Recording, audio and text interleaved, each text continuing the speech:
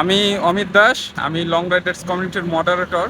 আর আজকে আমি এমন একজন ব্যক্তির সাথে আপনাদের পরিচয় করাবো, মানে তার আসলে পরিচয় দেওয়ার দরকার নাই লং রাইডার্স কমিউনিটিতে অথবা সিলেটের সাইক্লিং কমিউনিটি যা যে কয়েকটাই আছেন।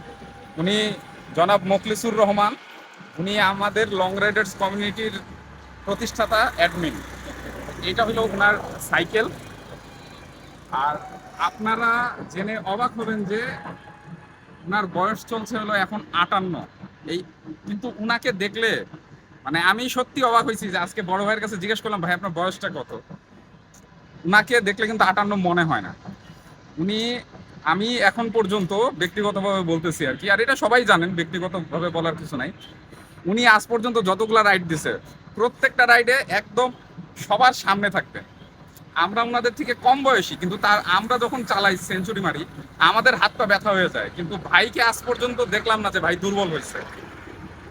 ভাই আপনার সামান্য একটু অনুভূতি সাইকেল নিয়ে যদি একটু বলেন, এক দুই লাইন। আলহামদুলিল্লাহ, যখন সাইকেলটা শুরু করি আজ থেকে 3 বছর আগে, তখন আমার বন্ধু কাজল বর্তমানে আমেরিকা থাকে, সে বলছে একটা সাইকেল নিয়ে নাও, কিনে নাও আর আমাদের সাথে।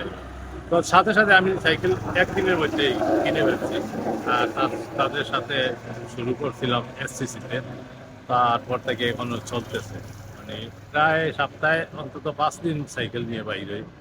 আর আগে 10-15 কিলো চালানোর পরে নাস্তা করতাম, এখন থেকে আমি নিয়ত করছি 50 কিলো চালানোর পরে নাস্তা করব। এই ভাইয়ের আসলে সেঞ্চুরি অগণিত আছে।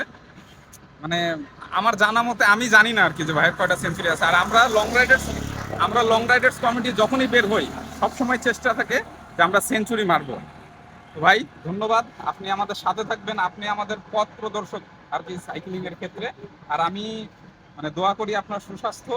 আর আমি আপনার কাছে আশা করব মন থেকে যে আপনি আমাদেরকে আরো সেঞ্চুরি আর সাইকেলের বিষয়ে জ্ঞান ভবিষ্যতে আরো দিবেন।